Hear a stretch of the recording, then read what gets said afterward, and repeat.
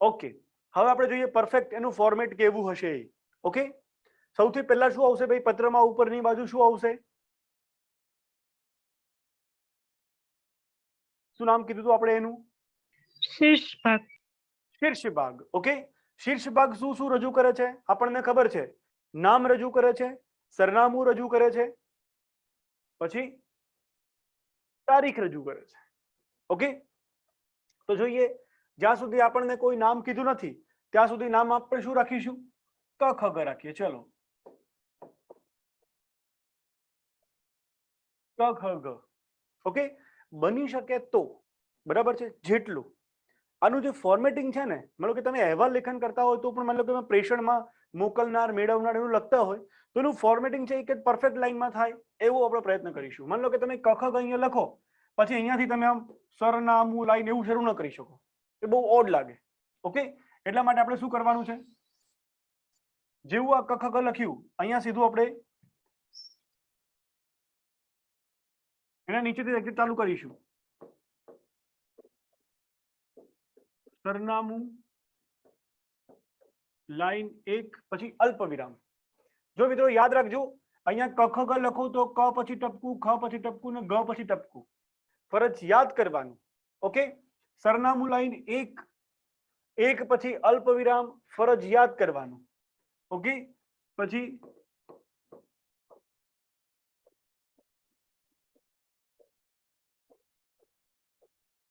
સરનામું લાઈન 2 એના પછી પણ અલ્પ વિરામ ફરજિયાત કરશું.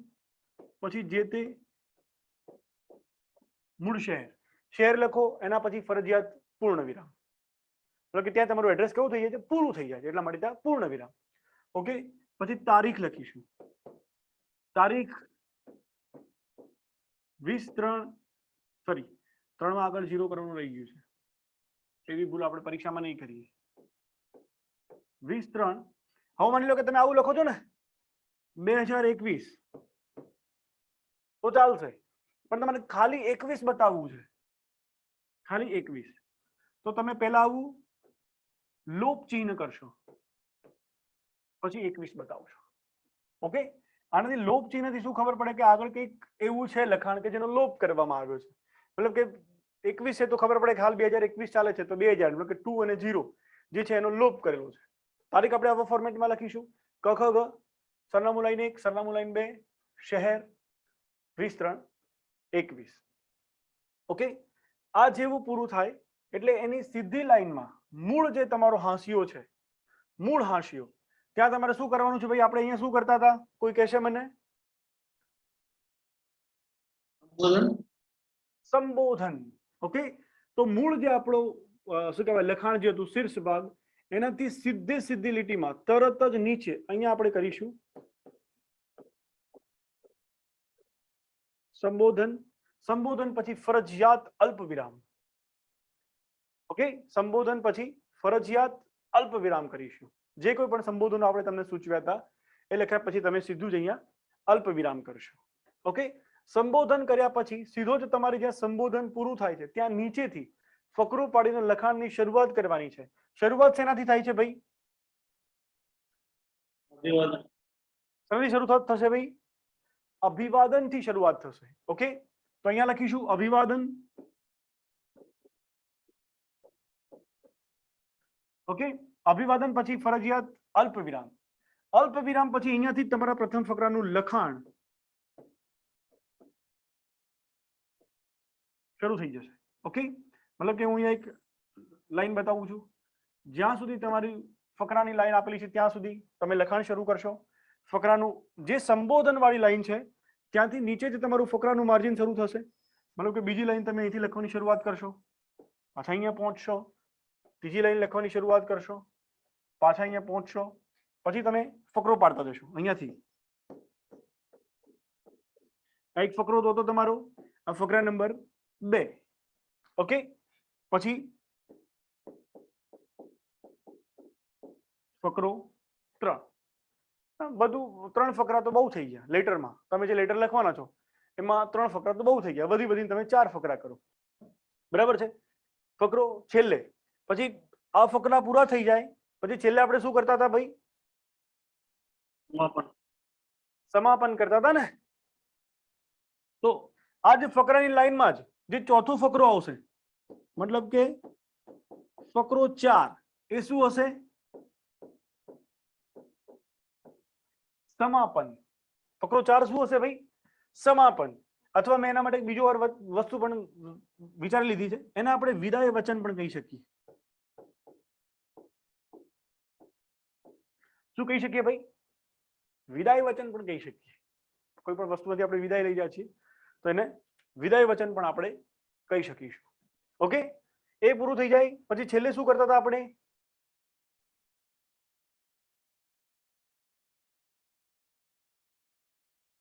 સમાપ્તિ. સમાપ્તિ કરતા હતા. સમાપ્તિ ક્યાં કરશું? તો કે ભાઈ જ્યાં ફકરો 4 પૂરો થાય, ફકરો 4 જ્યાં પૂરો થાય ત્યાં તદ્દન નીચે આવું લિખિતાંગ. બરાબર ને? ઓકે, લિખિતાંગ કરીને પછી શું લખશું આપણે ત્યાં સમાપ્તિમાં?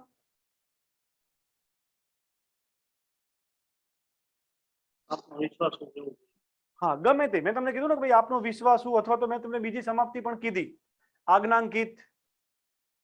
ઓકે, આવું કંઈ પણ કીધું ને, આપનો આજ્ઞાંકિત, આપનો વિશ્વાસુ, શું કહેવાય, સસ્નેહ, આવું કંઈ પણ, અથવા તો શુભાકાંક્ષી, સ્નેહાકાંક્ષી, આવા કંઈ પણ તમે શું કહેવાય એની અંદર વાપરવાના છે. પણ જનરલી 2 શબ્દો માટે. કયા કયા?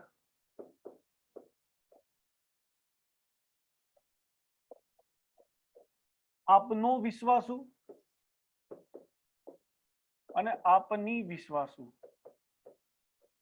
ઓકે, આ બંને માટે કોમન, મતલબ કે એક જ શબ્દમાં આ બંને શબ્દનો અર્થ કોઈ એકમાં જ સમાઈ જાય એવો કોઈ શબ્દ હોય તો એ છે ભવદીય.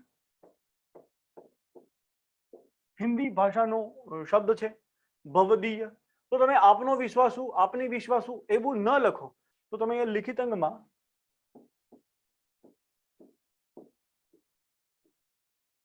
ભવદીય લિખિત અંગ પછી ફૂલ સ્ટોપ ફરજિયાત, સમાપ્તિ જે લખો એના પછી અલ્પ વિરામ ફરજિયાત. ઓકે, ભવદીય એવું કરીને માની લો કે અહીંયા તમે ક ખ ગ લખ્યું છે તો અહીંયા તમે તમારી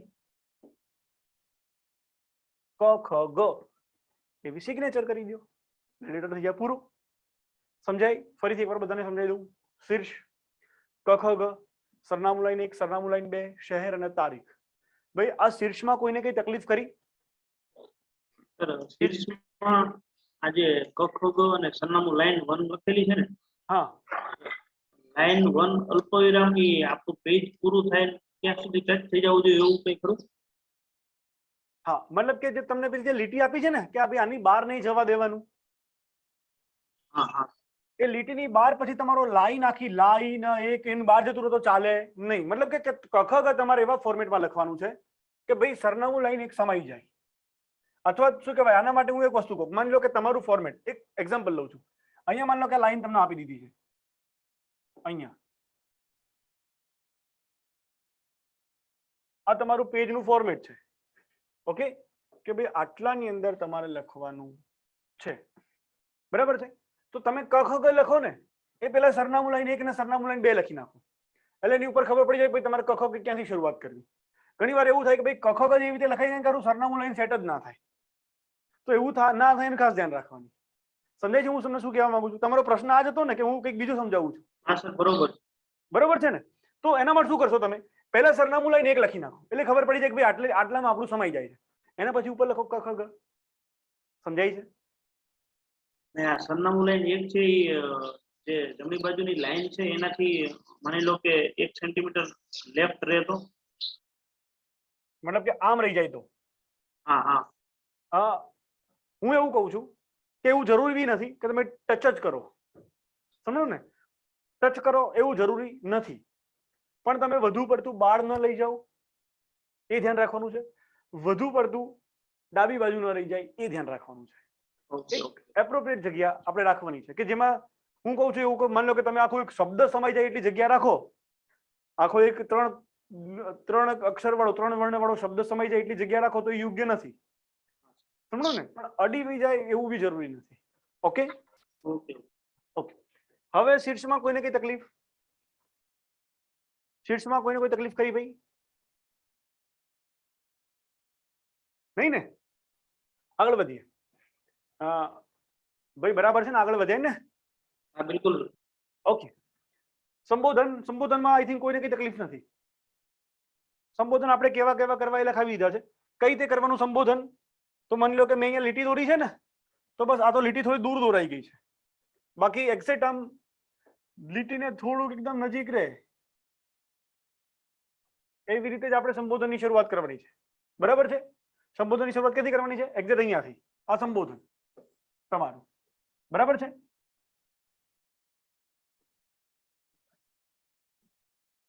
અહીંયા ન લખવાનું રહી ગયું છે. ઓકે, સંબોધનની ખબર પડે મિત્રો?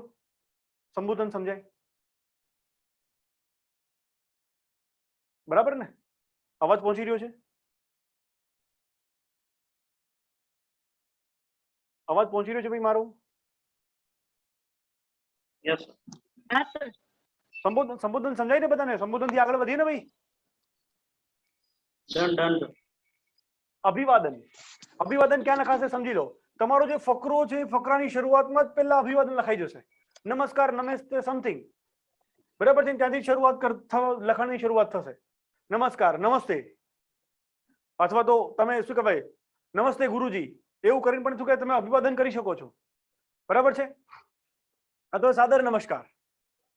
ઓકે, એવું લખીને પણ તમે તમારી શરૂઆત કરો છો કે ભાઈ ગત અઠવાડિયે અમારું શું કહેવાય ધોરણ 10 નું પરિણામ આવ્યું છે અને એ પરિણામમાં અમે આટલા ટકા મેળવ્યા છે અને તમારા ભણાવાયેલા ખાસ વિષયમાં મેં 100 માંથી 98 માર્ક્સ અથવા તો 98 ગુણ પ્રાપ્ત કર્યા છે. તો એ બદલ અહોભાવિત થઈને મેં તમારો આભાર વ્યક્ત કરવા માટે પત્ર લખેલ છે, અથવા તો શું કહેવાય આપે જે ભણાવ્યું એ ગુણ બદલ હું આપનો આભાર વ્યક્ત કરું છું. એવું તમે પ્રથમ ફકરાની અંદર લખી શકો છો. બરાબર છે? આવી કઈ પણ શરૂઆત. અથવા તો અભિવાદનમાં તમે જે કોઈ પણ લખ્યું હોય કે ભાઈ પ્રિય એવું કરીને, અથવા તો શું કહેવાય સ્નેહ એવું કરીને પણ શું કહેવાય તમે સીધી જ ત્યાં લખાણની શરૂઆત કરી શકો છો. બરાબર છે? કે ભાઈ ગત અઠવાડિયે તારો પત્ર મળ્યો પરંતુ હું ખૂબ જ કામમાં વ્યસ્ત હોવાથી મેં તને શું કહેવાય જવાબ આપેલ નહોતો, પરંતુ હમણાં જ મારો વર્કલોડ ઓછો થવાથી આ તારા પત્ર બાબતમાં તે જે વસ્તુ જણાવી હતી એનાથી મને ખૂબ જ ખેદ અનુભવાયો છે કે ભાઈ તારી જોડે આવી સમસ્યા બની છે. અથવા તો કોઈ તમે માની લો કે સાંત્વના પાઠવી રહ્યા છો તો કે ભાઈ તમારા માતૃશ્રીના અવસાનના સમાચાર જાણીને હું પણ ખૂબ જ હતાશ થઈ ગયો હતો અને એક શું કહેવાય ખૂબ જ લાગણીશીલ વ્યક્તિ ગુમાવવાનો મને એક શું કહેવાય અહેસાસ થયો હતો. આવું કંઈ પણ તમે તમારે પત્રમાં સીધી જ શરૂઆત કરી શકો છો અભિવાદન લખીને. ઓકે, આગળ વધીએ ભાઈ પ્રથમ ફકરા પછી. આપણે સંબોધન કર્યું માની લો કે આદરણીય સર પાછળ એવું કઈ લખવાનું ગુરુજી, આદરણીય ગુરુજી. હા લખી શકાય, તમને લખી શકાય ભાઈ, લખી શકાય. આદરણીય ગુરુજી લખી શકાય ને? જેમ મેં તમને નહોતું કીધું સંબોધનમાં કઈ પેલું છોડીને કીધું હતું આપણે ભાઈ શ્રીમાન કરીને પછી જગ્યા છોડીને પણ તમે લખી શકો છો. આવું કંઈ પણ તમે કરી શકો છો. આદરણીય પછી તમે એનું નામ કરી શકો છો. બરાબર? જેમ કે આપણે પ્રિય પછી સ્પેસ છોડીને એવું કીધું ને કે ભાઈ પ્રિય રાકેશ. બરાબર ને? તેમ આદરણીય સ્પેસ ગુરુજી. બરાબર ને? ઓકે, આવું કરી શકાય, તદ્દન કરી શકાય. અભિવાદન પ્રથમ ફકરો સમજાય. બીજા ફકરામાં આવીએ ભાઈ. બીજા ફકરામાં તમારું હેતુને લગતું લખાણ હશે. મતલબ કે એ ફકરો પણ પ્રથમ ફકરાના જે ઇન્ડેન્શન છે ત્યાંથી શરૂ થશે. એના પછી નેક્સ્ટ ઇન્ડેન્ટ ફકરા માટેનું એ પણ લાઈન હશે. ફકરો 4 એમાં સમાપન હશે. ફકરો 4 પણ મતલબ કે જે સમાપન છે, જે વિદાય વચન છે એ પણ ફકરાના ફોર્મેટમાં, મતલબ કે ફકરાવાળી લાઈનમાં ભલે ને નાનું એવું જ લખવાનું હોય, અહીંયા ખાલી એવું જ લખવાનું હોય ને કે ભાઈ સ આદર નમસ્કાર.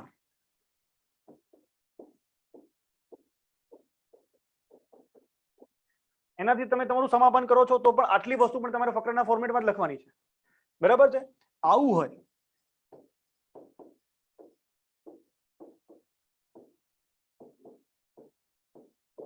બધાને યાદ આપજે, આટલું જ છેલ્લે લખી દેવાનું, બીજું કશું જ નહીં. માતા પિતા એવું કશું કઈ આપણે આગળ ઉલ્લેખ કર્યો જ નથી. બરાબર છે? પણ છેલ્લે આવું તમારે લખી દેવું છે કે બધાને યાદ આપજે. તો પણ એ શેમાં લખવાનું છે? ફકરાના ફોર્મેટમાં જ લખવાનું છે, ફકરાની સાઈઝમાં જ લખવાનું છે. ઓકે, પછી જેવું તું પૂરું થાય તરત જ પાછું ફરીથી આપણે આપણા લખાણની જમણી બાજુ લિખિતંગ, લિખિતંગ પછી ફૂલ સ્ટોપ ફરજિયાત, ભવદીય, મતલબ કે જે કોઈ પણ તમે સમાપ્તિ કરી છે, સમાપ્તિ પછી અલ્પ વિરામ, અને તમે જે કખગ લખ્યું છે એ કખ ગ એટલે તમારે સહી કરવાની છે, પણ સહી વાળા ફોર્મેટમાં. એમાં ક ડોટ ખ ડોટ ગ એવું ના લખો તો ચાલે. બરાબર છે. માની લો કે અહીંયા એક ઉદાહરણ આપું, તમારી અહીંયા તમે અબક લખ્યું તો તમે નીચે આવી રીતે લિખિત અંક પછી તમારું શું કહેવાય સમાપ્તિ રજૂ કરીને અબક સમજાય છે, આવી તમારે સહી કરી દેવાની છે. આવું પણ તમે કરી શકો. આવી સહી કરી દો, લો અબક અથવા તો અબક સમથિંગ જે કોઈ પણ તમારે કરવું હોય.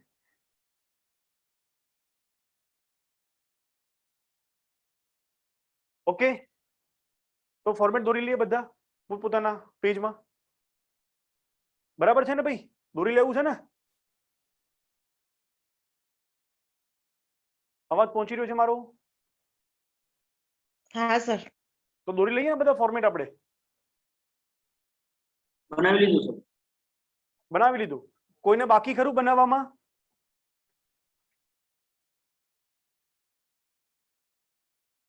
ફોર્મેટ બનાવવાનું બાકી ખરું કોઈને? તમામે બનાવી લીધું છે? અવાજ પહોંચી રહ્યો છે ભાઈ મારો? અવાજ પહોંચી રહ્યો છે? હા સર, બનાવી લીધું છે. કોઈને બાકી નહીં ને ભાઈ? ઓકે, તો આપણે જોઈએ એક મોડલ વ્યક્તિગત પત્ર કેવો હશે એ જોવું છે ને ભાઈ? એક ઉદાહરણ લેવું છે. હા સર, લઈ લઈએ. ઓકે, પત્રનો વિષય હું તમને લખો. તમારે કેવો પત્ર લખવાનો છે એ લખો. હું પ્રશ્ન લખાવું છું પત્ર સંબંધી.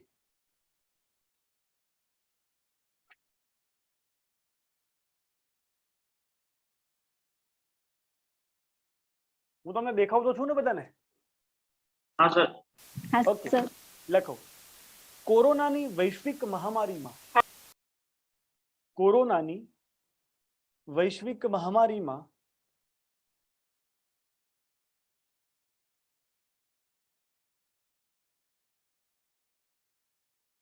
તમારો મિત્ર, કોરોનાની વૈશ્વિક મહામારીમાં તમારો મિત્ર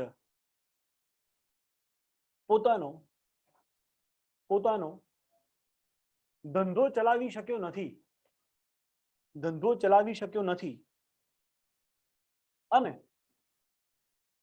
અને હાલમાં નાણાકીય હાલાકીનો સામનો કરી રહ્યો છે. કોરોનાની વૈશ્વિક મહામારીમાં તમારો મિત્ર પોતાનો ધંધો ચલાવી શક્યો નથી અને હાલમાં નાણાકીય હાલાકીનો સામનો કરી રહ્યો છે. પછી ફૂલ સ્ટોપ. પછી લખીએ, આ પરિસ્થિતિમાં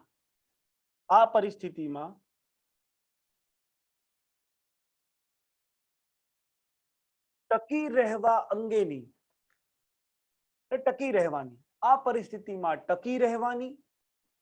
પ્રેરણા આપતો અને સરકારે જાહેર કરેલ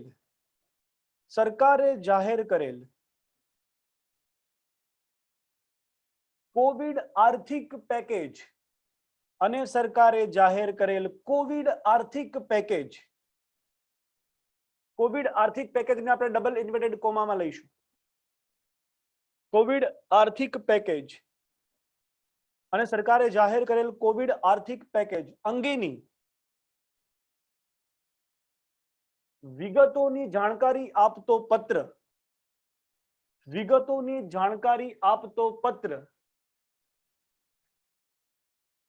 તમારા મિત્રને લખો.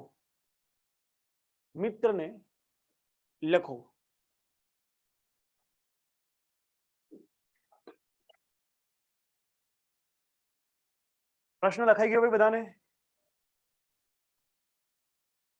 પ્રશ્ન લખાઈ ગયો છે? Yes sir. હા સર.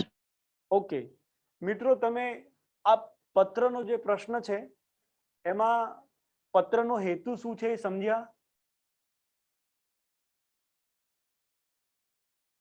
કોઈ મને કહેશે કે શું હેતુ સમજાણો છે? પરિસ્થિતિ સામે ટકી રહેવા માટે અને કોવિડના પેકેજ અંગે વિગત. મતલબ કે મેં તમને એવું કીધું હતું કે કોઈ પણ હવે એવા પત્ર પણ આવે છે કે જેમાં એક કરતા વધુ હેતુ હોય છે, એવું દેખાય છે આમાં? હા સર. દેખાય છે ને? બે સર હેતુ છે. આશ્વાસન જેવું આપવા માટે કે હા બરાબર એક છે તો બેન. એને હિંમત આપવાની અને બીજું કે અ, જે ગવર્મેન્ટની યોજના છે એનાથી એને લાભ મળી રહેશે એ માટે એક રીતે આગળ નહીં ફાવે સર. હા બરાબર છે. મતલબ કે તમે જે બોલ્યા એ બધા બોલ્યા એ તદ્દન બહુ મસ્ત બોલ્યા, બહુ હોશિયાર છોકરો તમે, ખરેખર મને એવું લાગે બહુ હોશિયાર છોકરો, બધી તમને ખબર પડી જાય, પણ રજૂઆતમાં તકલીફ થાય, સમજો ને? તો કેવું કેવું પણ ઓઠે ના આવે, આવું થાય ને ભાઈ? હા સર, આવું જ. કશો વાંધો નહીં, ધીરે ધીરે આપણે બધું જ હોઠે આવી જશે એવું જ કરી દઈશું. પણ બધું હોઠે આવી જાય ને એ અમુક વાર નકામું, અને ખાસ કરીને લગ્ન જીવન બાદ તો બહુ નકામું, સમજો ને? કે એમાં બધું હોઠે આવી જાય એના કરતા હોઠે આવેલું પાછું હૃદયસ્થ થઈ જાય એનું ઘર લાંબુ ચાલે. શું કેવું, હું બરાબર કહું છું કે નહીં? હા સર, હૈયામાં રાખવું સારું. હા સમજાય છે ને? મતલબ કે જ્યાં સુધી તમે પરીક્ષા આપો છો ત્યાં સુધી બધું હોઠે આવી જાય તો એમાં પ્રગતિ છે, અને લગ્ન બાદ મોટા ભાગની વસ્તુઓ હોઠે આવવા કરતા હૃદયસ્થ થઈ જાય, મતલબ કે હૃદયમાં જ રહી જાય, એ સારું. સમજાય છે ને? આગળ વધીએ આપણે, આપણો જે પ્રશ્નોત્તરીનો માહોલ છે એને આગળ વધારીએ. હા, તો હેતુ સંબંધિત આપણને બે વસ્તુ કીધી છે. એક કે ભાઈ તમારો મિત્ર જે છે એને તમારે જુસ્સો આપવાનો છે, ટકી રહેવાનો, એ હતાશ ન થઈ જાય એ તમારે એને સમજાવવાનું છે, બરાબર? બીજું, એને સાથે સાથે એક રસ્તો પણ બતાવવાનો છે, એક માર્ગ પણ ચિંધવાનો છે. માત્ર ને માત્ર ધંધો ચાલ્યો નહીં અને તમે હતાશા ના કરતો, નામ છે ને તેમ છે ને એવું બધું કહી દો, એટલું ન ચાલે. એની સાથે સાથે તમારે એને કહેવાનું છે કે ભાઈ આ એક ઓપ્શન પણ છે કે ભાઈ સરકારે કોવિડ આર્થિક પેકેજની રજૂઆત કરી છે, તો એના વિશેની તમારે એને માહિતી આપવાની છે. પણ પાછું ધ્યાન રાખવાનું છે કે આવું બન્યું છે એના કારણે, તો કે ભાઈ ધંધો ચાલી શક્યો નથી કોવિડ વૈશ્વિક મહામારી જે છે એના કારણે. ઓકે, તો આપણે આગળ વધીએ. સૌથી પહેલું આપણે શીર્ષ ભાગ લખવો છે, શીર્ષ ભાગ. તો પત્ર કોણ કોને મોકલી રહ્યો છે એના વિશેની કોઈ વિગત આપણને આપી છે? આપી છે ભાઈ કોઈ વિગત? હા સર, આપણે મોકલી રહ્યા છે પત્ર. આપણે મોકલી રહ્યા છે, પણ આપણા વિશે કોઈ વિગત આપી છે બેન? કે તમે કોણ છો, કખ ગ છો કે તમે ના, તફ એવું ગ છો, કઈ જ કઈ નથી કીધું છે? ના, આપણને ના. કીધું નથી. અથવા તો તમે એવું કીધું છે કે તમે દિલ્હીમાં બેઠીને પત્ર લખો છો, એવું કશું કીધું છે? સરનામું આપ્યું છે? ના, માત્ર તમે એવું કીધું છે. હવે જીપીએસસી એવું કહે છે કે જ્યારે અમે તમને લખવાનું કહીએ ને ત્યારે તમે તમારી પોતાની મૂળ ઓળખ ગુમાવી ચૂક્યા છો, એવું સમજી લેવાનું, બરાબર ને? અમે એવું કીધું કે ભાઈ તમારે પત્ર લખવાનું છે, એટલે અહીંયા તમે તમારે કીધું તમે કોણ છો એ બધું ભૂલી જવાનું. તમારે ત્યાં તમારા નામની જગ્યાએ શું લખવાનું છે? તો ભાઈ ક ખ ગ અ બ ક, જે તમને લાગે એ, બરાબર છે? સરનામુંમાં તમારે પોતાના ઘરનું સરનામું લખવાનું નથી. સેમ ફોર્મેટ, સરનામું લાઈન 1, સરનામું લાઈન 2, શહેર, તારીખ. ઓકે, બરાબર છે મિત્રો? તો તમે શીર્ષ ભાગ લખી શકશો? શીર્ષ ભાગ લખી હા શકાય સર. બેન? ઓકે, લખો, શીર્ષ ભાગ લખો.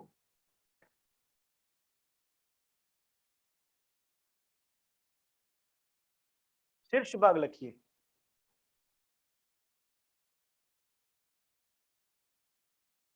શીર્ષ ભાગ, શીર્ષ ભાગમાં લખીશું ક ખ ગ, સરનામું લાઈન 1. ફોર્મેટિંગ એકદમ બેસ્ટ રાખીશું. ફોર્મેટિંગ આપણા જેવું કોઈનું હોવું જ ના જોઈએ, એટલું બેસ્ટ ફોર્મેટિંગ રાખવાનું. એકદમ ના હોય ને તો હું તો એમ કહું છું કે એક આછી પેન્સિલ લઈ જવાય ને ફૂટપટ્ટી જ રખાય. બહુ લોચા લાગતા હોય ને તો પોતાના ફોર્મેટિંગમાં આછી એક દેખાય ને એવી જોડે રબરે રાખવાની, પછી ભૂખી નાખવાની, બરાબર ને? શહેર પણ આપણને કીધું નથી એટલે શહેરની જગ્યાએ શહેર, બરાબર છે? તારીખમાં તમે કોઈ પણ તારીખ મારી શકો છો, આજની તારીખ પણ મારી શકો છો, અથવા કોઈ તમારી યાદગાર તારીખ હોય કોરોના સમયની તો એ પણ રાખી શકો છો. ઓકે, શીર્ષ ભાગ લખાઈ ગયો ભાઈ બધાને? હા સર. ઓકે, તો હવે આપણે સંબોધન કરશું. સંબોધન, તો સંબોધન જેને કરવાનું છે એ વ્યક્તિ કેવી છે? વડીલ છે, સમવયસ્ક છે કે નાની ઉંમરની છે? સમવયસ્ક. સમવયસ્ક છે તો એમાંથી આપણે શું લઈશું? તમને યોગ્ય લાગે એવું સેલ્યુટેશન તમે મૂકી શકો છો.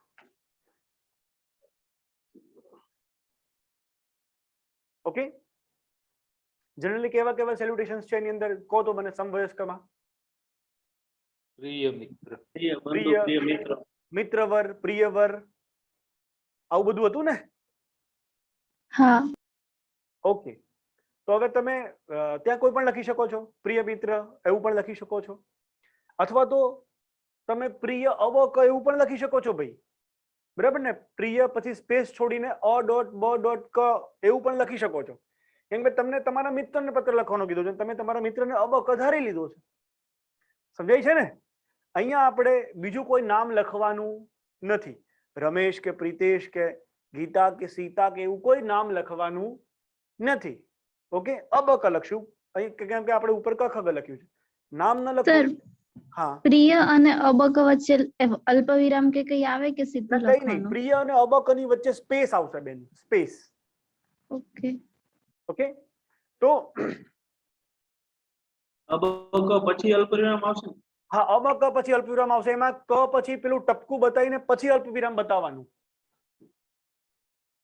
જો હું લખું અહીંયા પ્રિય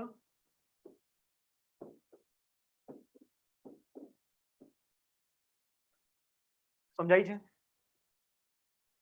હા સર. બાકી તો તમે પ્રિય મિત્ર વગેરે સમથિંગ જે તમારે લખવું હોય તમે લખી શકો છો. ઓકે, તો સેલ્યુટેશન કરી દીધું છે. પછી શું કરવાનું છે? આપણે અભિવાદન કરવાનું છે. શું અભિવાદન કરશો? સ્નેહ સ્મરણ. સ્નેહ સ્મરણ. સ્નેહ સ્મરણ એવું પણ કરી શકો છો. ઓકે, સમવયસ્કમાં સ્નેહ સ્મરણ છે ને ભાઈ, આપણે લખાયું એમાં. હા સર. ઓકે, તો અભિવાદન કરીને પછી તરત જ શું કરવાનું છે ભાઈ? અલ્પ વિરામ. ઓકે, અને અલ્પ વિરામ પછી આપણો પ્રથમ ફકરો શરૂઆત થશે, બરાબર ને? પ્રથમ ફકરામાં આ ભાઈ જોડે જે પ્રસંગ બન્યો છે, જે મિત્ર જોડે, એ પ્રસંગની રજૂઆત હશે એની અંદર, બરાબર ને? માની લો કે એવું હોય કે ભાઈ હું એવું કહું કે ભાઈ વર્તમાનમાં કોવિડ પરિસ્થિતિ ચાલી રહી છે અને હું જાણું છું ત્યાં સુધી તારો આ ફલાણી વસ્તુનો બિઝનેસ હતો અને લોકડાઉનને કારણે ઘણા બધા વેપારીઓ પોતાનો ધંધો ચલાવી શક્યા નથી, તો તારા ધંધામાં પણ આવી તકલીફો સર્જાઈ હશે, તો એ બાબતે મને શું કહેવાય ખૂબ જ દુઃખ છે.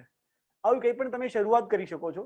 મારે તમારા તરફથી શરૂઆત સાંભળવી છે કે પ્રથમ ફકરામાં સ્નેહ સ્મરણ અથવા તો નમસ્કાર કરીને તમે જે કોઈ પણ લખી રહ્યા છો લખાણ, એમાં તમે શું લખશો? મને કોને કોઈ મને કહેશે? તમે કહેશો તો જ પરીક્ષામાં લખી શકશો, એ તદ્દન સત્ય વાત છે ભાઈ. તમારે મને કહેવું જ પડશે. શું કહેશો? લખશો ભાઈ, બોલો.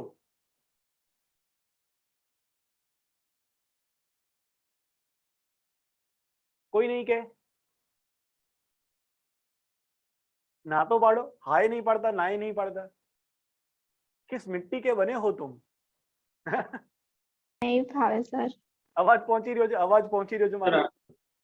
પ્રિય પ્રિય મિત્રો અબક કર્યા પછી સ્નેહ સ્મરણ કરીને આપણે એમ લખી શકાય કે હા બોલો. અત્યારે ચાલી રહી કોરોના મહામારી વિશે અહીંયાથી ચાલુ કરી શકાય? હા, ચાલુ કરી શકાય ને, તદ્દન ત્યાંથી શરૂઆત કરવાની છે. તદ્દન કરી શકો. અહીંયાથી જ અભિવાદન કર્યું, સ્નેહ સ્મરણ અથવા તો નમસ્કાર, પછી અહીંયાથી જ લખાણ સીધું ચાલુ. સમજાણું? અહીંયાથી જ સીધું કે ભાઈ વર્તમાનમાં ચાલુ રહેલ કોરોના મહામારી. સમજાય છે? જેને પ્રશ્ન પૂછ્યો તો એ ભાઈને સમજાય? હા હા સર. ઓકે, હું લખાવું? હા સર. મારું લખાવેલું તમે મંજૂર તો રાખશો ને બધા? હા સર. ઓકે, લખો. સ્નેહ સ્મરણ અથવા તો નમસ્કાર એવું કંઈક અભિવાદન કર્યું ભાઈ તમે અહીંયા? હા સર. અલ્પ વિરામ પછી તરત જ લખીએ, ગત રવિવારે તારો પત્ર મળ્યો. ગત રવિવારે જ તારો પત્ર મળ્યો, અલ્પ વિરામ. વાંચીને ખૂબ જ ખેદ, ખેદ એટલે દુઃખ, ખૂબ જ ખેદની લાગણી અનુભવાઈ, ખૂબ જ ખેદની લાગણી અનુભવાઈ. ઓકે, જોયું, હું તમને બીજું પણ સમજાવી દઉં. તમે આવું પણ લખી શકો કે ભાઈ ગત રવિવારે જ તારો પત્ર મળ્યો, અલ્પ વિરામ. તે કરેલ વાદ મુજબ તારો ધંધો બંધ થયો એ જાણીને મને ખૂબ દુઃખ થયું. એવું પણ લખી શકો, કંઈ પણ. તમારે મૂળ તમને એવું કીધું છે કે ભાઈ ભાઈનો ધંધો બંધ થયો છે, તો તમે બંધ કેમ થયો છે એ વિશેની વાત તો જાણવી પડશે ને.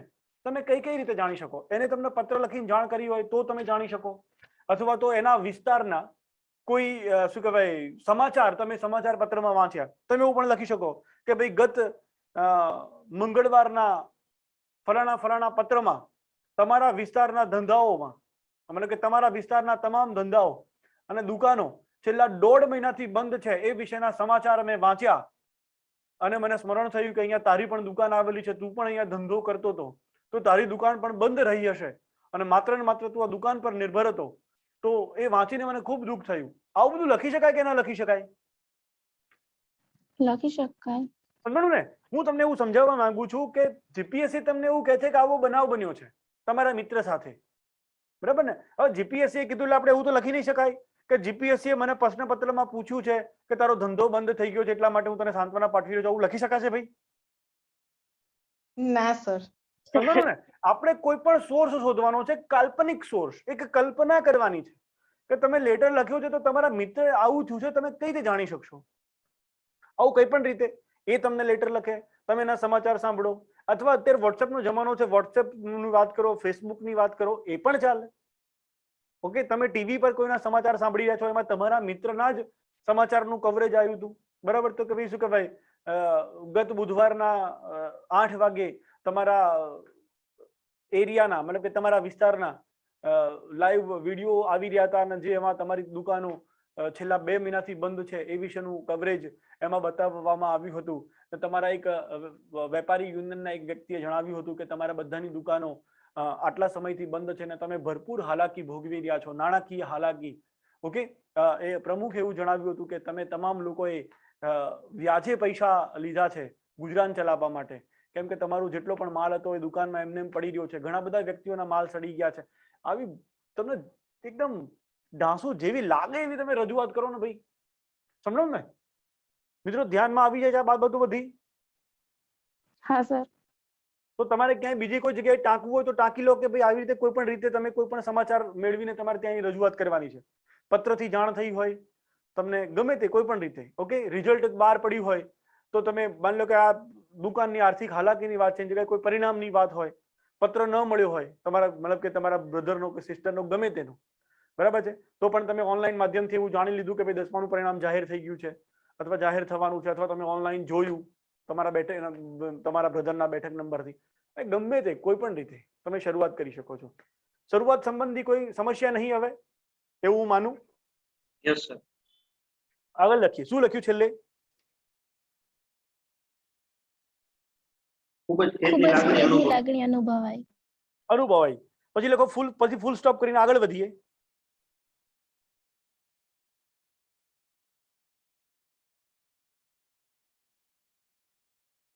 કોરોનાની વૈશ્વિક મહામારીમાં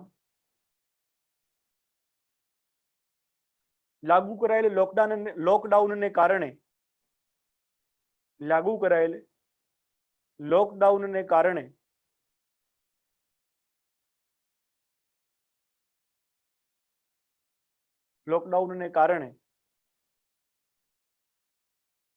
વ્યાપાર ધંધો અટકી પડ્યો.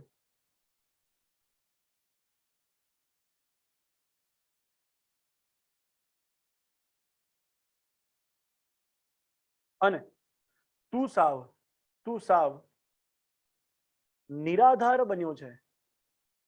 શું સાવ નિરાધાર બન્યો છે?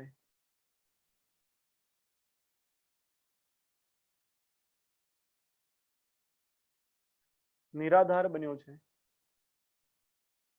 એ વાંચી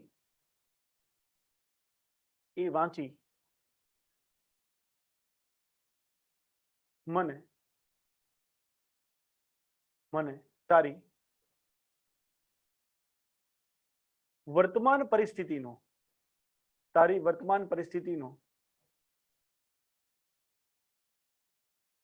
ખ્યાલ આવી ગયો છે.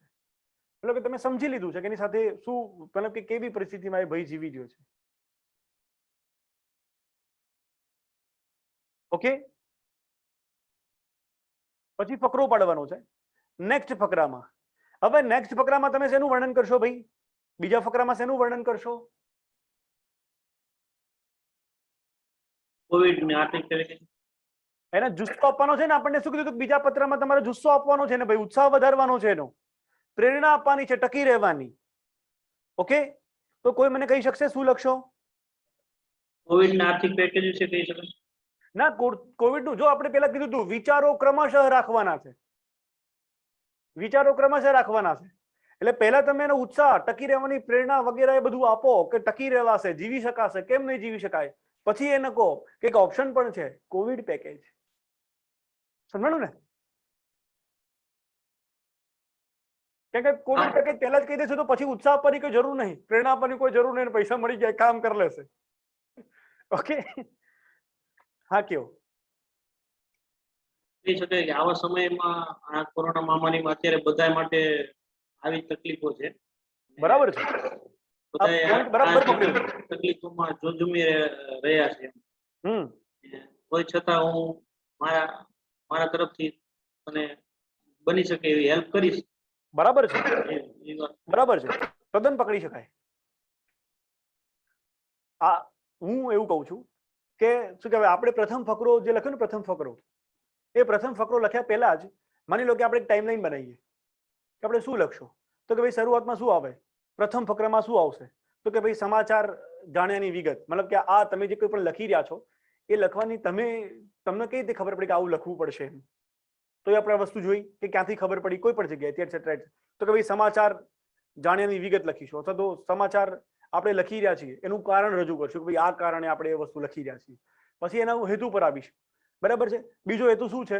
ઉત્સાહ વધારવાનો છે. બરાબર છે. તો તમે એનો ઉત્સાહ કઈ રીતે વધારશો? તો તમે કીધું એમ ચલો એક મુદ્દો એવો લઈએ કે ભાઈ આ કોઈ તારી વ્યક્તિગત આળસને કારણે કે તારી કોઈ ભૂલને કારણે આવું નથી થયું. આ એક આકસ્મિક ઘટના છે. સમગ્ર વિશ્વ આ હાલાકી સામે ઝઝૂમી રહ્યું છે અને એની અસર તને થઈ છે. મતલબ કે આને તારી વ્યક્તિગત બાબત સમજવી નહીં. બરાબર છે. આ એક આકસ્મિક પરિસ્થિતિ છે અને ક્ષણિક છે, પછી બધું સારું થઈ જવાનું છે. એક આવો મુદ્દો લઈ શકાય ભાઈ ઉત્સાહવર્ધક બાબતમાં. બીજું તરત આપણે એને એવું કહી શકીએ કે તું તો પાવરફુલ માણસ છે. વર્ષોથી, મતલબ કે આપણે જ્યારથી ભેગા હતા ત્યારથી લઈને અત્યાર સુધી મેં તને ક્યારેય કોઈ પણ બાબતે હતાશ જોયો નથી, અને કોઈ પણ પરિસ્થિતિ સામે લડાઈ આપવાની હિંમત તો મેં તારામાં વર્ષોથી જોયેલી જ છે. એટલે મને એ વાતની પૂરેપૂરી ખાતરી છે કે આ બાબતને તું ક્ષણિક સમજીને અને ખૂબ જ સાહજિક રીતે લઈને પાર પાડીશ. એવું પણ લખી શકાય. હા સર. કે ના? હા સર. હા. ઓકે, બીજું એવું પણ લખી શકાય. હવે આપણે શું કીધું હતું? સાદી સરળ ભાષા, રોમાંચક બાબત પાછી ઉમેરવાની છે આપણે કોવિડ પેકેજ. એ રોમાંચક બાબત છે. બરાબર છે. પણ આપણે શું કહી દીધું ભાઈ નાની નાની પંક્તિઓ પણ ટાંકવાની છે. તો અહીંયા તમે એને પણ એવું કહી શકો ને જુસ્સો વધારવાની બાબતમાં કે હું જ્યારે હતાશ થતો હતો, હું જ્યારે પરિસ્થિતિ સાથે લડવા માટે પોતાની જાતને નાની સમજતો હતો, ત્યારે તું જ મને પેલી પંક્તિ કહેતો હતો, તને યાદ છે? પછી નીચે પંક્તિ ટાંકવાની છે કે ઉછળને પડે જિંદગીના મોજા, કોકની નીંદ ને કોકની રોજા. સમજાય છે ને? થઈ જાય કે ના થાય ભાઈ? હા સર. આપણે ટાઈમલાઈન બનાવીશું કે ભાઈ પહેલા આપણે શું કહીશું? હા, ચડતી પડતી ને તડકો છાંયડો તો જીવનના ભાગરૂપ છે, આવું કઈ લખી શકાય? બધું લખી શકાય બેન, બધું લખી શકાય. તમને એવું લાગવું જોઈએ કે હું બધા કરતા અલગ છું, એ જે લાગે ને બધું લખાય. કોઈનું કોપી પેસ્ટ કરેલું હોય તમે લખો એવું જરૂરી બી નહીં. તમને અંદરથી જે યોગ્ય લાગે એ પણ તમે લખી શકો છો. સમજો ને? એવું જરૂરી નહીં કે પંક્તિ હોય, કોઈ પણ વાક્ય પણ લખી શકાય. બરાબર ને? અમિતાભ બચ્ચન સાહેબે બોલેલી અને હરિવંશરાય બચ્ચને લખેલી કોઈ કવિતા તમને યાદ આવે તો એ પણ લખી શકાય, બરાબર ને? સાંભળો છો હરિવંશરાય બચ્ચનની હા કવિતાઓ? સર. ના. સાંભળો છો ને? બહુ નથી સાંભળી સર એવું બધું. તું ખુદ કી ખોજ में निकल, તું સાંભળી કિસ છે? લીએ હતાશ હે. હા, લખી શકાય ભાઈ. અને હિન્દીમાં જ લખવાની, અંદર હિન્દીમાં જ ટાંકવાની કે તું જ મને કહેતો હતો કે તું ખુદ કી ખોજ में निकल, તું કિસ लिए हताश है, समय को भी तेरे वजूद की तलाश है. હે તમે લખી શકો, કેમ ના લખી શકો ભાઈ? હે આવું શું કહેવાય, જે તમને યાદ આવે એ લખો. તો ટાઈમલાઈન બનાવી શકાય એવી 3 વસ્તુઓની એમાં. હા સર. હા ઓકે, સર. તો ચલો એના સંદર્ભે એક લખાણ કરીએ. લખો, આ મહામારીની પરિસ્થિતિમાં, ફકરો પાડી લખવાનું છે ભાઈ, બીજા નંબરનો ફકરો. આ મહામારીની પરિસ્થિતિમાં સમગ્ર વિશ્વ, આ મહામારીની પરિસ્થિતિમાં સમગ્ર વિશ્વ ગંભીર આર્થિક મંદીનું શિકાર બન્યું છે.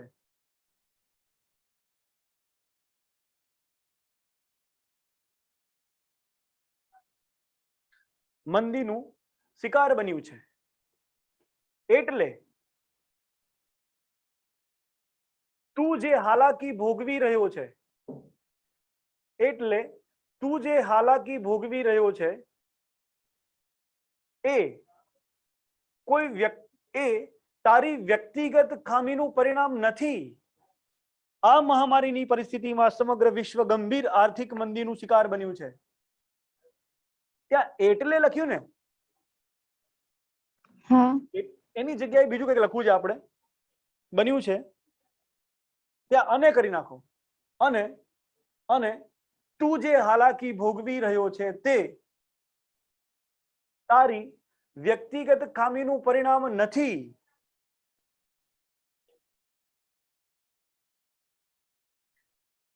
આ તો એક આકસ્મિક પરિણામ નથી. પછી ફૂલ સ્ટોપ. આ તો એક આકસ્મિક અને ક્ષણિક ઘટના છે. આ તો એક આકસ્મિક અને ક્ષણિક ઘટના છે.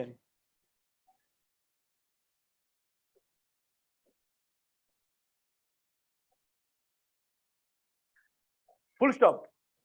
ઘટના છે. પછી હું તને બાળપણથી ઓળખું છું. હું તને બાળપણથી ઓળખું છું. અલ્પ વિરામ. આથીય વિશેષ ગંભીર પરિસ્થિતિઓનો સામનો કરી શકવાની, આથીય વિશેષ ગંભીર પરિસ્થિતિઓનો સામનો કરી શકવાની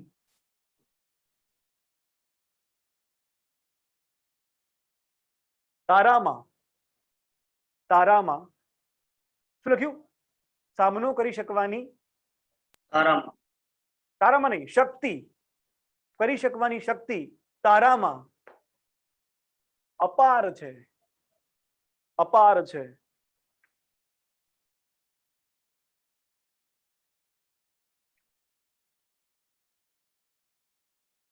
ફૂલ સ્ટોપ. પછી લખો, તને કદાચ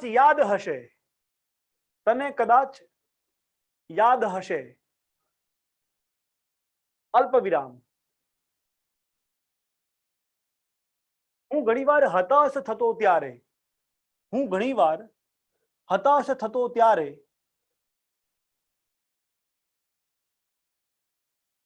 તું પેલી એક પંક્તિ મને કહેતો હતો.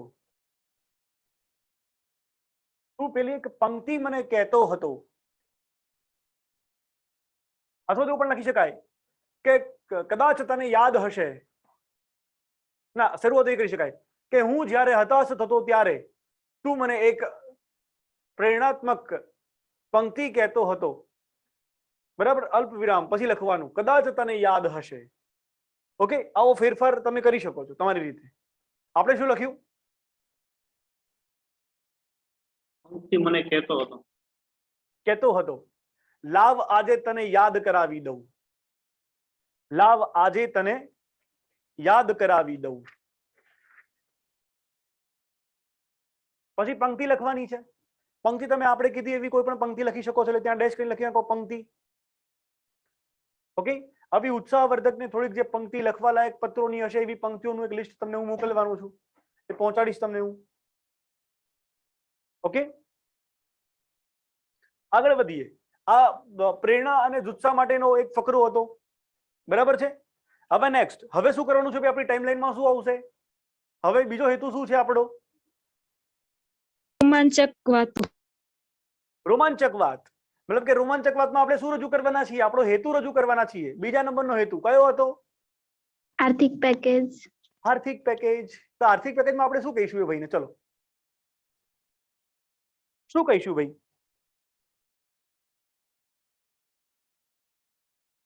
આ મહામારીમાં સરકાર તરફથી જે COVID-19 ના પેકેજ જે બહાર પડ્યા છે એનો લાભ લઈને ઊભું થઈ શકાય. હા, પણ આપણને એવું કીધું છે, એટલે થોડુંક વિસ્તૃત લઈશું. આપણને એવું કીધું તમારે માહિતી આપવાની છે. શું માહિતી આપી શકાય?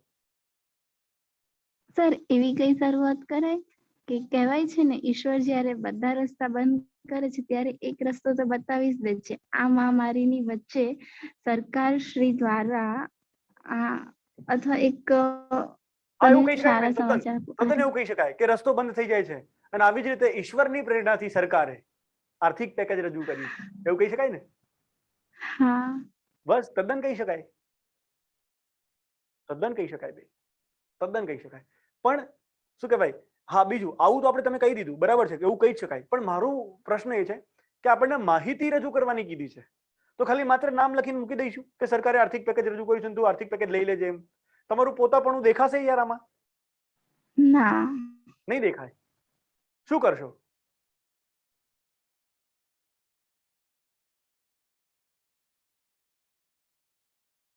તમારે શું કહેવાનું છે ને કે આવી રીતે જેમ કે બધા રસ્તા બંધ થઈ જાય ત્યારે ઈશ્વર કોઈ ના કોઈ રસ્તો ખુલ્લો મૂકતો હોય છે, અને આવી રીતે ઈશ્વરીય પ્રેરણા જ જો આપણે સમજીએ તો સરકારે આવી રીતે એક આર્થિક પેકેજ રજૂ કર્યું છે, અને આ આર્થિક પેકેજમાં આવા વ્યક્તિઓ લાભ લઈ શકશે, અને એમાં તારો પણ સમાવેશ થાય છે. તો તારે આ પેકેજનો લાભ લેવાનો છે. આ પેકેજના ફોર્મ સરકારે આટલી ટાઈમલાઈનમાં આટલી જગ્યાએથી ભરવાનું નક્કી કર્યું છે. સાથે સરકારે એમાં બે વ્યક્તિ જામીન રાખવાની પણ વાત કરેલી છે. આ જામીન વાળી બાબતમાં તું જરાય ચિંતા ન કરતો, બરાબર છે. હું અને આપણો પેલો એક મિત્ર છે કખગ, એને કહી દઈશ, અમે બંને તારી આ વાતમાં જામીન બની જઈશું, બરાબર છે. અને સરકારે આ સાથે સાથે એમાં આટલી સબસિડીની રજૂઆત કરી છે અને આટલું નિમ્ન દરનું વ્યાજ છે. ભાઈ લખી શકાય કે ના લખી શકાય? હા સર. પોતાપણું રજૂ થશે. સર હા, આમાં મતલબ ફેક્ટ ખબર ના હોય તો મતલબ આ રીતે બનાવી શકીએ ને, ચાલે ને? શું ખબર ના હોય બેન?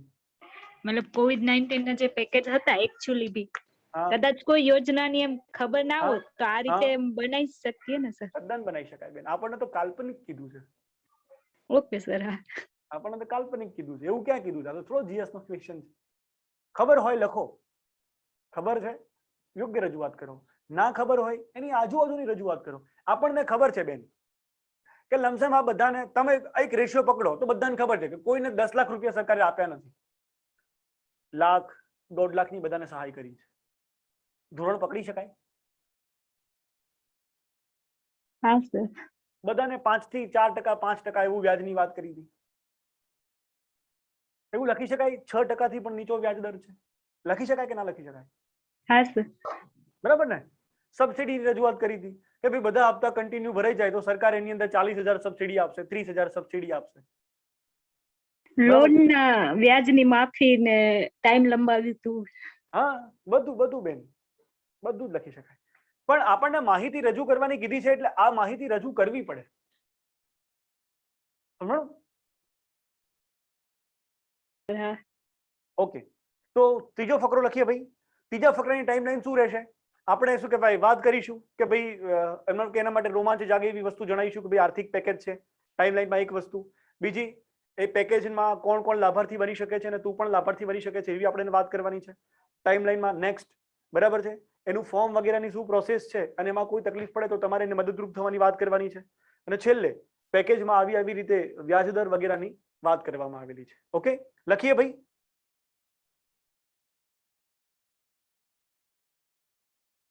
સોરી ફકરો પાડીને લખીશું. ત્રીજો ફકરો લખીએ. મને જણાવતા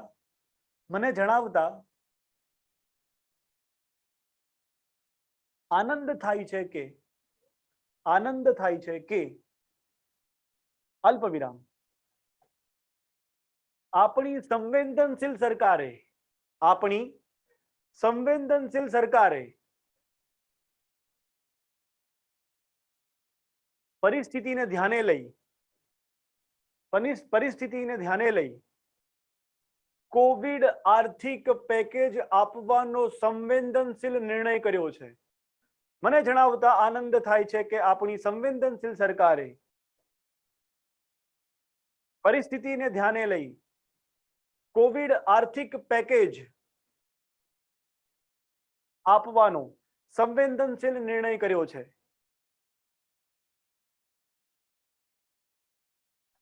કન્ટિન્યુ, ફૂલ સ્ટોપ પછી કન્ટિન્યુ. આ પેકેજમાં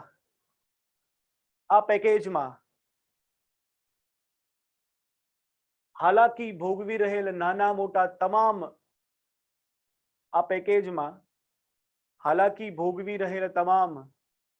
નાના મોટા ઉદ્યોગકારીઓ તેમજ જરૂરિયાતમંદોનો સમાવેશ કર્યો છે. બીજાની કોઈ આપણને ખબર નથી. સરકારને જે જરૂરિયાતમંદ લાગ્યા છે બધાનો સમાવેશ કર્યો છે. આપણે પેલો ભય અંદર આવી જાય છે, અગત્યની વસ્તુ છે. ઓકે, તેમજ બીજા જરૂરિયાતમંદોનો સમાવેશ કર્યો છે. હવે આપણને તારીખ બારીખ કઈ ખબર નહીં ક્યારથી ભરાવાના ફોર્મ, બરાબર છે? સીધી જ રજૂઆત આવી રીતે. ઓકે, આવતા અઠવાડિયામાં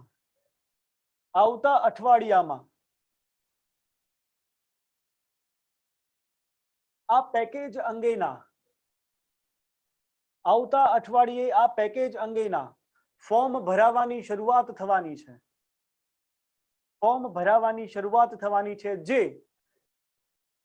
જે 45 થી 50 દિવસ સુધી ચાલશે.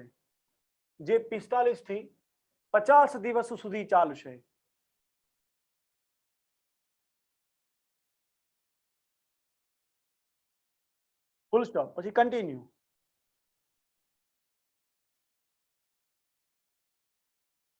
તારું ફોર્મ ભરતી વખતે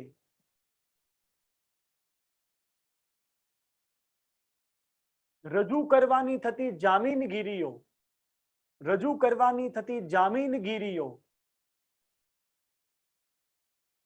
અંગે તારે જરાય ચિંતા કરવાની નથી.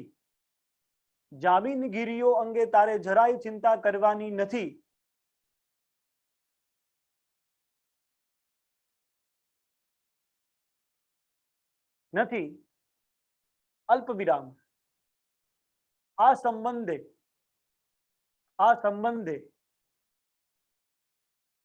મેં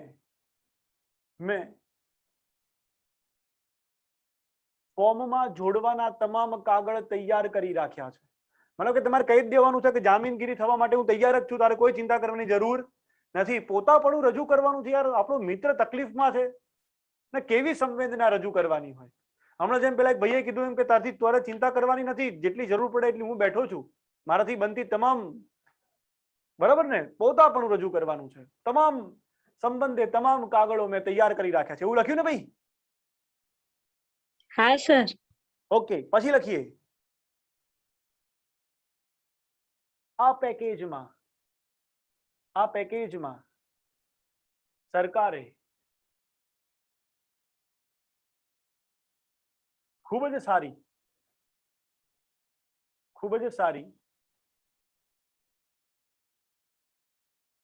ના લગતા. આ પેકેજમાં સરકારે 6% થી ઓછો વ્યાજદર રાખેલ છે. 6% થી ઓછો વ્યાજદર રાખેલ છે.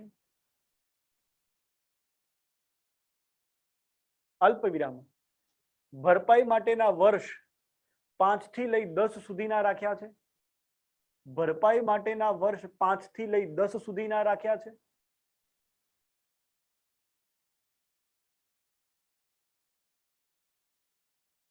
તેમજ યોગ્ય સમયે પરત ચૂકવણી ઉપર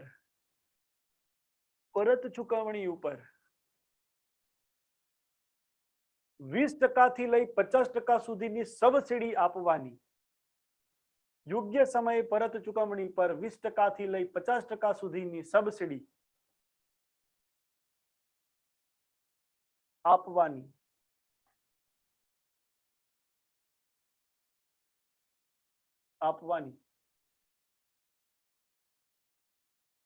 શું લખ્યું હતું ભાઈ ઉપર? શરૂઆત શું કરી? વાક્યની શરૂઆત શું કરી હતી? આ પેકેજમાં સરકારે 6% આ પેકેજમાં સરકારે ઓકે. છેલ્લે આ બધું લખ્યું ને, આ પેકેજમાં સરકારે ફલાણું ફલાણું વ્યાજ, પરત ચૂકવણી વગેરે વગેરે જોગવાઈઓ કરેલી છે.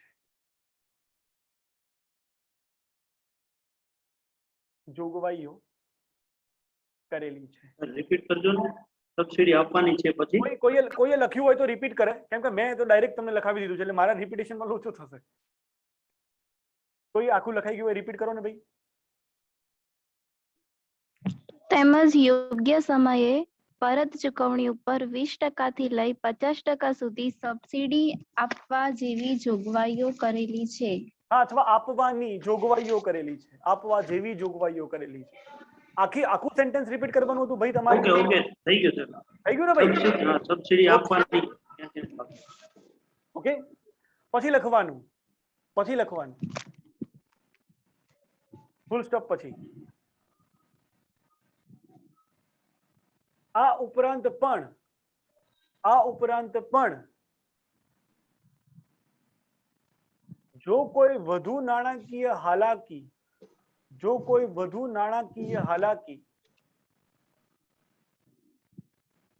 સર્જાતી જણાય તો તારે જોઈતી મદદ બાબતે મને વળતી ટપાલે જાણ કરજે.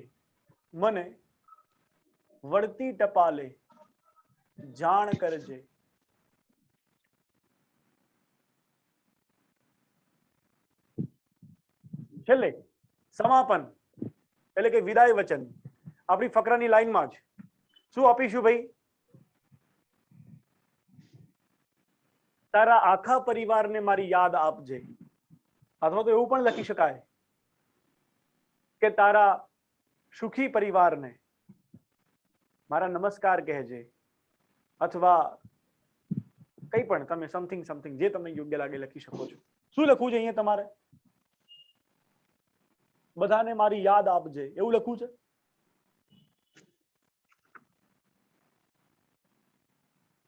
બધા જ પરિવારના સભ્યોને મારી યાદ આપજે. એક વાર લખવાનું, વધુ આકર્ષક લખો. પરિવારના તમામ સભ્યોને મારી યાદ આપજે અને હું તારી સાથે છું એટલે નિશ્ચિંત રહેજે. આવું લખી શકાય? હા સર. ઓકે, આપણે એવું સમાપન કરીશું. પરિવારના તમામ સભ્યોને મારી યાદ આપજે અને હું તારી સાથે છું એટલે નિશ્ચિંત રહેજે. પછી સમાપ્તિ કરીએ. લિખિતંગ શુભાકાંક્ષી લખીશું, કેમ કે શુભ થાય એવી આપણી ઈચ્છા છે. અથવા તારો શું કહેવાય પ્રિય મિત્ર એવું પણ લખી શકું, અથવા તારો મિત્ર કખગ એવું પણ લખી શકાય. ઓકે, બાકી મેં તમને જે કીધું એ સમવયસ્કમાં જે લખાતા હતા એ બધા, અને પછી તમારી સહી. ઓકે, કખગ. મિત્રો મજા આવી? સર ખાલી શુભાંક આકાંક્ષી કે તારો શુભ આકાંક્ષી? ના, ખાલી શુભાકાંક્ષી. ખાલી શુભાકાંક્ષી. ઓકે, તારો પ્રિય મિત્ર લખેલું હોય તો કેવું? શું મને કહો ફરીથી. તારો પ્રિય મિત્ર એવું લખેલું હોય તો એ સારું લાગે? ચાલે. તારો પ્રિય મિત્ર અલ્પ વિરામ પછી સહી. ઓકે, પછી સહીની નીચે તમારે શું કહેવાય ઇન ધ બ્રેકેટ કખગ લખવું હોય નામ, અહીંયા નીચેની બાજુ દર્શાવવું હોય તો પણ તમે દર્શાવી શકો. ઓકે, બાકી એની કઈ ખાસ જરૂર નહીં. તો મજા આવી? હા સર. હા સર. કોઈને હજુ કોઈ પ્રશ્ન હોય તો પૂછું.